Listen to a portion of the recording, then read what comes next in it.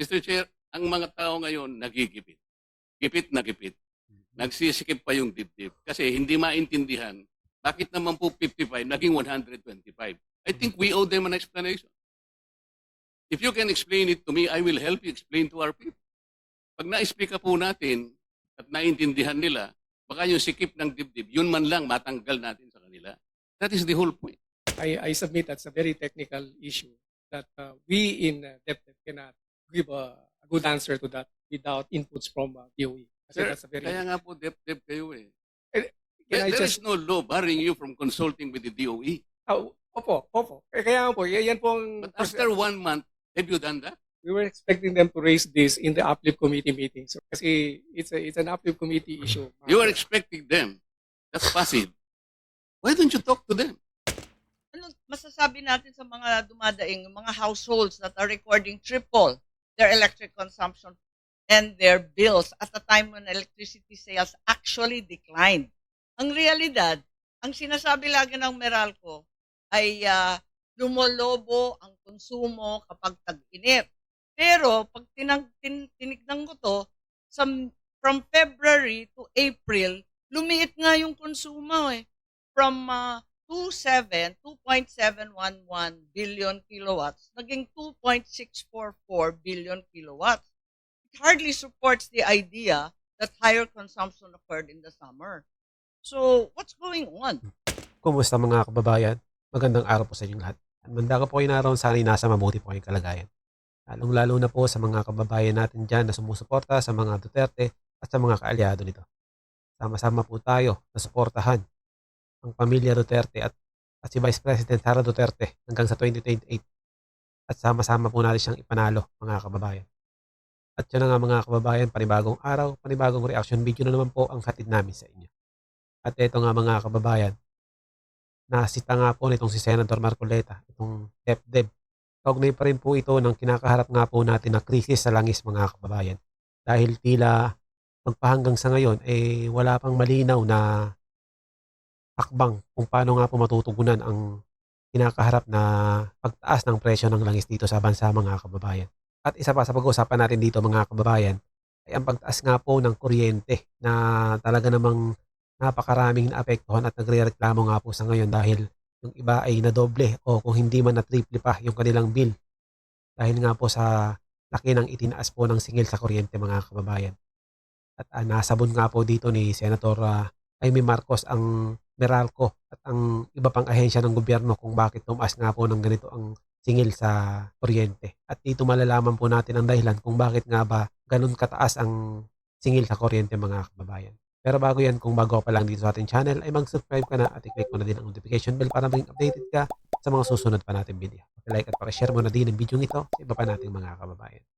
Maraming salamat. Bakit hindi po niyo sinuggest na invest na in-export natin ang coal production natin?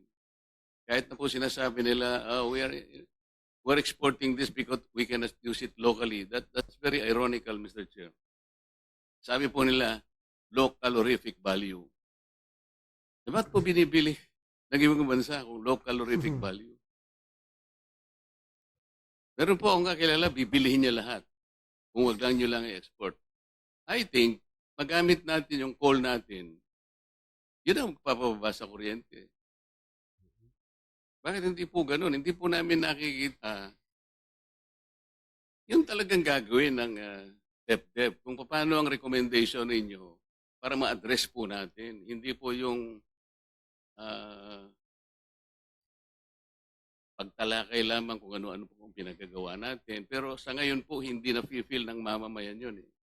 Sa ngayon po, walang na-feel. Kahit ikwenta po natin lahat kung ano po yung monitoring na ginawa natin. On March 24, Mr. Chair, the first hearing of this community, sinabi ko na po yung ibang alternatives.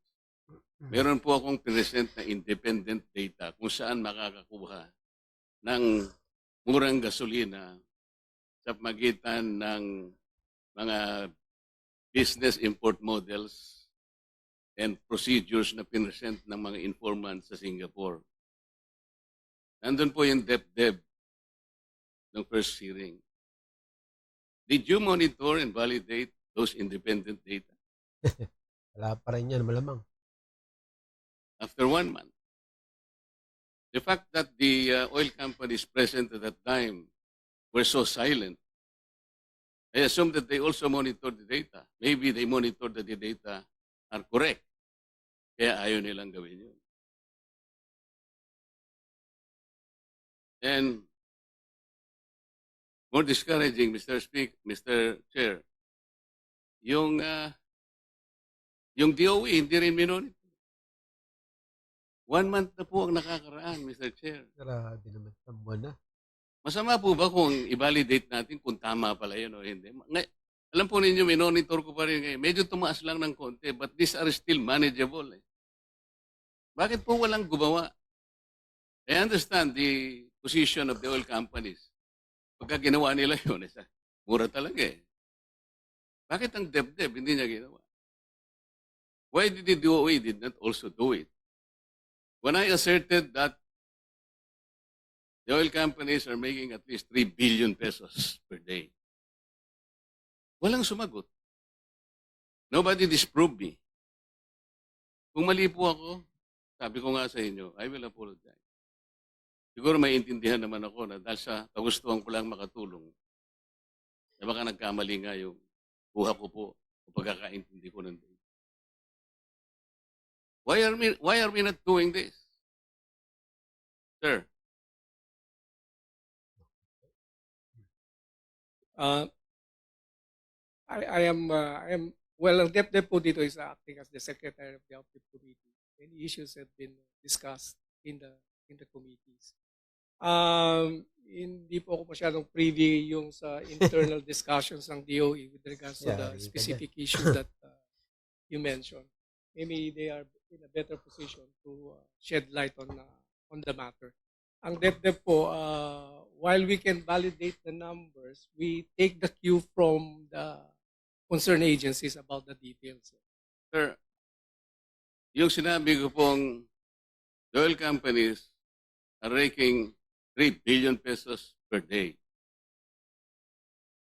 Nandun po yung DOE.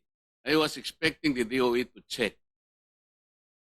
Ang DepEd po, ang aming anticipation, at the very least, kasi po, 2 weeks after the war broke out in the Middle East, 2 weeks lang po, the prices of diesel lang po to, increased from 55 to 125 for an increase of 70 pesos. That's 127%. DOE was unable to explain it. The oil companies present are not willing to explain it. Why? DepEd cannot even look at it. Ang sinasabi ko po, kayo ang national economic architect. Kayo po dapat ang nakakaalam. You are in a position to view the economy as a whole. Kami po sa legislative lang po kami. Hirap din kami. But you have the power, you have the mandate to look at it from a better point of view. Halimbawa po yung sinasuggest nila, well, hindi po namin maiiwasan to expect that the oil companies will use the replacement cost. Sir, I understand that. But I was asking them, what is the appropriate time when this replacement cost should be utilized? 2 weeks pa lang po. The President said at the beginning of the discussion, we have 50 to 60 days, meaning at least 2 months ang stock natin. And I assume those stock were purchased at a lower cost, kaya nga 55 pesos per liter. Naging 125 after 2 weeks. I was asking for an explanation why was so. Explanation lang naman po. Mr. Chair, ang mga tao ngayon nagigipit. Gipit na gipit.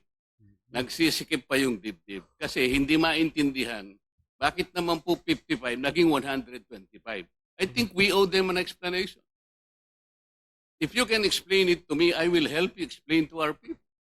Pag na-explica po natin at naintindihan nila, baka yung sikip ng dibdib, yun man lang matanggal natin sa kanila. That is the whole point. Ano po ibig ko sabihin? Ito po yung last price, ito po yung old price, biglang nagkaroon ng replacement cost. Will not Deb, for example, compute what is the precise point where we can allow the oil companies to utilize the replacement cost? Di pa po ganun dapat ang tanong. Wala na. Hindi na Like an makasagot. ordinary business enterprise would probably equate it to the EOQ, economic order quantity, which is the square root of 2 times D times S over H. Alam po ninyo yun eh. Basically, it's about material replenishment plan, sort of that. Hindi naman pumutok lang yun, after 2 weeks, bigla mong ginamit ang replacement cost. Nobody explained this to this committee.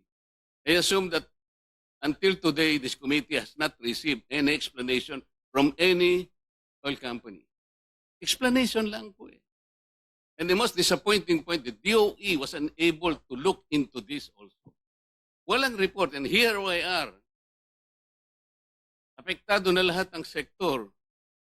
Hindi natin malaman, di tayo ang kandao gaga kung paano natin aayusin lahat ang dapat ayusin. Kumalat talaga eh. Because of the chain reaction impact of this problem. Pero kung tinignan lang po natin, ito po yung gusto namin sana. 1 month ago, I've been asking, ulitin ko, Mr. Chair, parang I am the lonely voice in the wilderness. Parang ako si John the Baptist, Mr. Chair. Walang ayaw nyo bang pakinggan ba lang? Wala bang sense yung sinabi ko na these are independent data. Nobody validated. Maybe they validated it, but they found it to be true. Kaya they kept silent. They kept their silence. This is the kind of report that we will receive today. Will this assuage our people? Hindi po. Hindi ganun eh. We were expecting bold measures from the DepEd. Kayo po ang nakakaalam. Semirara coal production. Atin po yun. Why are we exporting it? Do you have an answer for that? Ba't iba pong bansa ang gumagamit? Wala na nga po tayong panggatong eh. Binibenta pa natin ang panggatong natin. Talino eh. Do you have any answer, sir? Sir, yung pong, kasi dalawang, do I understand your question, sir, is that dalawang implications. One is, ano yung technical basis for yung cost recovery mechanism or pricing adjustment na ginagawa ng mga oil companies? I submit that's a very technical issue that we in DepEd cannot give a good answer to that without inputs from DOE. Kasi Sir, that's a very... kaya nga po, dep kayo eh. Can I There just... is no law barring you from consulting with the DOE. Opo. Kaya nga po, yan pong... But after 1 month, have you done that? We were expecting them to raise this in the uplift committee meeting, sir. Kasi it's an uplift committee issue. You are expecting them. That's passive. Why don't you talk to them? Well, You should have talked to them 1 month ago pa po ito eh. Eh kung ganito po, hindi ko alam kung saan tayo papunta rito. Those data need to be validated. Kung totoo sila, hindi po ganun kataas ang presyo. We are romanticizing on the Straits of Hormuz. We're baffled by the phenomenon of Strait of Hormuz. Puro si Hormuz na lang. But we're not looking at the true picture. Hindi po ba kayo nagtataka? Wala man lang pong nag-disprove sa akin. When I said, Mr. Chair, your companies are making 3 billion pesos per day. Weren't you surprised na hindi man lang sila sumagot? Walang sumagot. Nakakasabot din. And I assume that their silence is acquiescent.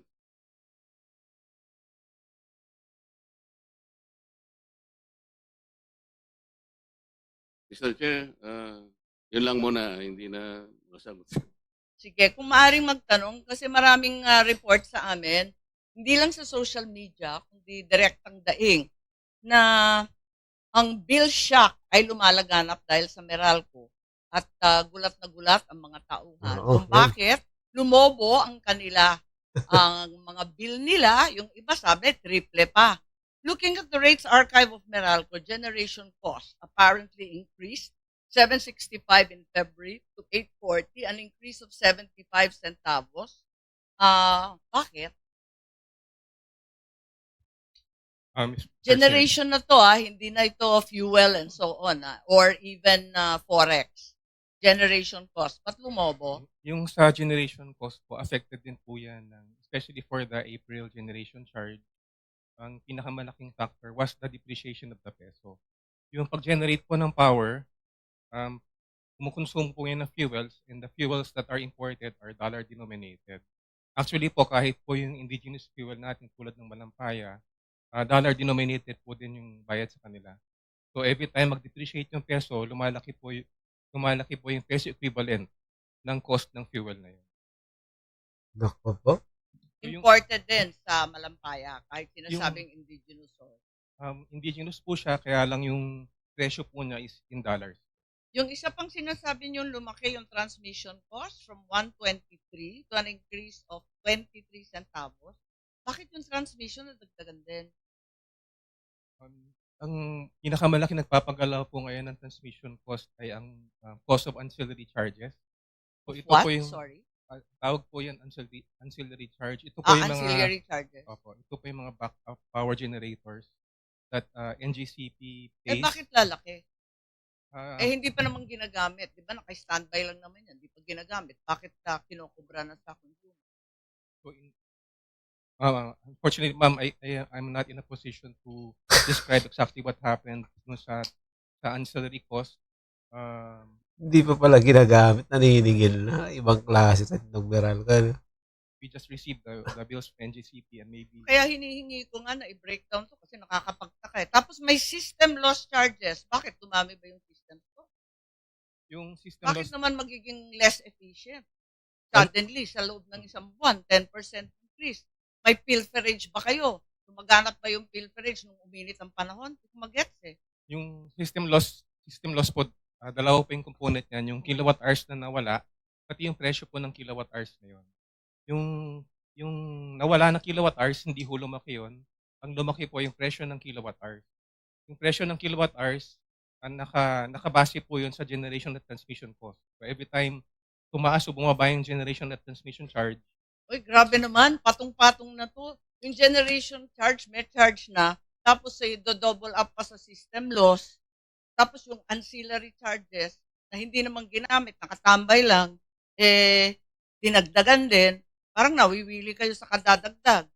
At when VAT is calculated, kasama rin system loss at yung iba't iba pang sinasabi ninyo, yung transmission, ancillary, etc. yes po, Madam Chair, Computed lahat yan sa VAT. meron pong VAT component, per bill component, except for a few na sabi ng BIR hindi kasama sa VAT. So, anong masasabi natin sa mga nagrereklamo? Baka naman pwedeng sumagot din ang ERC o kung sino man dyan sa sa DOE. Ano masasabi natin sa mga dumadaing, mga households that are recording triple their electric consumption and their bills at a time when electricity sales actually declined? Ang realidad, ang sinasabi lagi ng Meralco ay lumolobo ang konsumo kapag tag-init. Pero pag tinignan ko to, from February to April, lumiit nga yung konsumo eh. From 2.711 billion kilowatts, naging 2.644 billion kilowatts. It hardly supports the idea that higher consumption occurred in the summer. So, what's going on? Can we have ERC perhaps explain? Because it's not just Meralco under the gun here. Yung NEEC sa Nueva Ecija, yung iba't iba pang mga co-op, pare-pareho rin na nagsilobo ang kanilang billing. Yes, Mr. Chair, and we state for a fact that yung mga singil generally nagsipagtaasan, brought about by the increase doon sa pinakamalaking component, which is the generation charge. And as mentioned, because yung transmission charge natin, nakabundle pa dyan yung cost ng ancillary service. So pagka mayroong increase sa generation cost or sa ancillary service, nagkakaroon din ng increase sa transmission. Insofar as the regulated rates, yung distribution wheeling mismo at saka yung transmission wheeling mismo, hindi po masyadong gumagalaw yan kasi yan ay depende doon sa rate approval na ibinigay ng ERC after a rate Sabi mo hindi proceeding. gumagalaw pero lumulobo nga eh. Kaya po, yung mga component po na gumagalaw buwan-buwan tulad ng generation, O yung generation. Yun po. O yung sinabi na ninyo, pati sinabi ninyo, yung transmission. Okay. opo, tapos po dahil nakabase yung VAT doon sa total na generation cost, doon po na-apply yung VAT. Kaya kung tataas yung generation cost, tataas din yung VAT on generation. Pero bakit aabot naman sa triplet? O sobra-sobra naman. At saka ano ba ang magagawa ng ERC para mabawasan naman to? Pwede ba tanggalin na muna yung mga systems loss? Hindi naman nadagdagan yan. Pati yung transmission cost, hindi naman totoong nadagdagan yan. Can we just keep it down? Yes po, over the years, naibaba na po natin nga yung cap, which is the allowable system No, I'm loss talking cost. about the present crisis that we are confronting. Para makatulong lang naman. Doon po sa mga pag-mitigate, nagkaroon na nga din po tayo ng mga rate actions tulad nung sa Meralco to accelerate yung implementation ng kanilang refund to at least realize an additional rate reduction that can offset yung pagtaas po ng kanilang generation charge. Meron na bang na rate reduction na Meralco or other co-op? Yes po, pagdating doon sa accelerated na Kailan? rate Kailan? refund, Saan? that will take effect po Magkano? starting this next billing. Inihabol po talaga namin yung decision dyan ng How much commission. can we look forward to? Pagdating po sa mga residential customers, may mga karagdagang around 20 centavos, 22 centavos para po lalo pa yung mga residential. Anong tawag dyan? Deduction na yan. Opo, that is a separate line item na rate reduction because of the refund awat based on Pero the refund yan, di ba? opo, Oo. rate refund siya brought about by the confirmation by the ERC of the implemented rates of Meralco for July 2022 to 2024 and comparing it with the computed average, actual average, weighted average tariff of Meralco. So yun po yung naging basis kaya siya pinagsoli. Right now may natitira na 14 billion. At yun na nga mga kababayan, hanggang dito na lang po ang ating video. Kung ano man po ang inyong opinion sa video ito, ay comment nyo lang po sa baba at ating pag-uusapan. Away maging kabahagi po tayong lahat tungo sa pagsulong at pag-unlad ng ating pinakamamahal na bansang Pilipinas. Ingat po kayo palagi at maraming salamat.